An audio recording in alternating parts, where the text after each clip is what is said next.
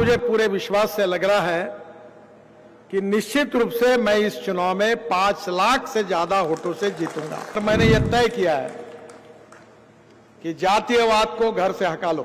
मैं जातिवाद नहीं करूंगा, सांप्रदायिकता नहीं करूंगा, सबका साथ, सबका विकास, सबका प्रयास, ये जो मोदी जी ने कहा उसी के अनुसार चलूंगा।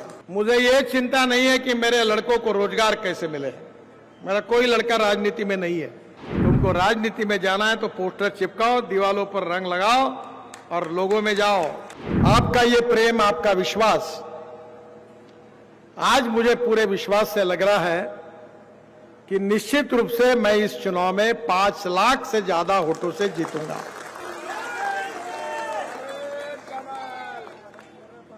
इस शहर में मेरी स्मृतियां हैं। इसी बस्ती में मुन्ना महाजन और उस समय हम सब युवा मिलके दीवारों पर लिखने का काम करते थे। यहां एक इम्प्रेस मिल की दीवार थी। मैं याद कर रहा था कि उसके ऊपर चूना लगाने का काम मैंने किया था क्योंकि मेरा हैंडराइटिंग बहुत खराब था। आप सब लोगों ने मुझे बहुत प्रेम दिया। ये जितनी बातें बताई जा रही है, मैंने टनल्स बनाए, एक्सप्रेस हाईवेज बनाई, बड़े बड़े ब्रिज बनाए, गंगा पर 11 ब्रिज बनाए, ब्रह्मपुत्रा पर बनाए, वर्ल्ड के 7 रिकॉर्ड हुए। पर ये सब काम मैं इसीलिए कर सका कि आप लोगों ने मुझे जो प्रेम दिया, विश्वास दिया और समर्थन दिया, उसके कारण। अगर आप नागपुर में,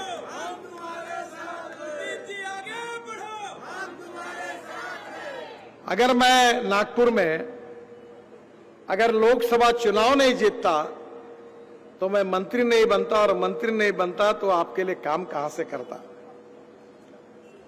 तो जो मैंने कुछ काम किया है उसका श्रेय मेरे सामने बैठे हुए सभी कार्यकर्ता भाई और बहनों को है, नागपुर की जनता को है। और इसलिए मैं दुनिया में कहीं भी जाता हूं तो नागपुर को कभी भूलता नहीं हूं, न कभी भूलूंगा। 10 साल में इस क्षेत्र में जो काम मेरे द्वारा हुआ है, पहली बार चुनाव के लिए जनता को हिसाब देने के लिए वो उसकी टोटल की गई, तो पहली बार मुझे ध्यान में आया कि इस 10 साल में मैंने 10 लाख करोड़, 1 लाख करोड़ से ज्यादा काम नागपुर लोकसभा क्षेत्र में किया। 1 लाख करोड़। पर आपके आशीर्वाद से 1 लाख करोड़ ये तो न्यूज़रील है, अभी तो असली फिल्म शुरू होना, और काम करेंगे और तुम्हारे हमारे सबके नागपुर को दुनिया की पटल पर ले जाएंगे। देश का अच्छे शहरों में नहीं तो दुनिया के अच्छे शहरों में नागपुर लेकर जाएंगे, ये मैं आपको वचन देता हूं। मुझे ये चिंता नहीं है कि मेरे लड़कों को रोजगार कैसे मिले। मेरा कोई लड़का राजनीति में नहीं है। और मैंने उनको कहा था कि मेरे पुण्याई का उपयोग करके तुम राजनीति में जाओ मत। तुमको राजनीति में जाना है तो पोस्टर चिपकाओ, दीवालों पर रंग लगाओ और लोगों में जाओ। मेरी विरासत, मैंने किया हुआ काम, अगर इसके ऊपर किसी का अधिकार है तो भारतीय जनता पार्टी के कार्यकर्ताओं का अधिकार है, वो मेरे वारसदार। मैंने ये तय किया है कि जातीयवाद को घर से हटा लो। नागपुर शहर मेरा परिवार है, आप सब मेरे हैं और मैं आपका हूं। मेरे यहां कोई भी कैंसर, हार्ट का रुग्ण हो, कोई दिव्यांग हो, मेरी मां ने मुझे बताया था कि तुम इनकी सेवा करते रहो, तुमको कोई कमी नहीं होगी। परसों मैंने करीब 90 इलेक्ट्रिक पर चलने वाली ट्राइसिकल दिव्यांगों को दी। जब मैं उनके पास गुलाब का फूल दे रहा था, उनके आंखों में आंसू थे। 350 लोगों को पैर लगा के दिए। वो फुटबॉल खेलने लगे, बुलेट चलाने लगे। मैंने मन में कहा कि सब कुछ मिल गया।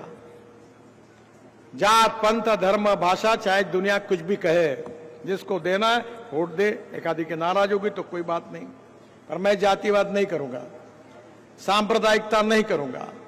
सबका साथ, सबका विकास, सबका प्रयास, ये जो मोदी जी ने कहा उसी के अनुसार चलूंगा।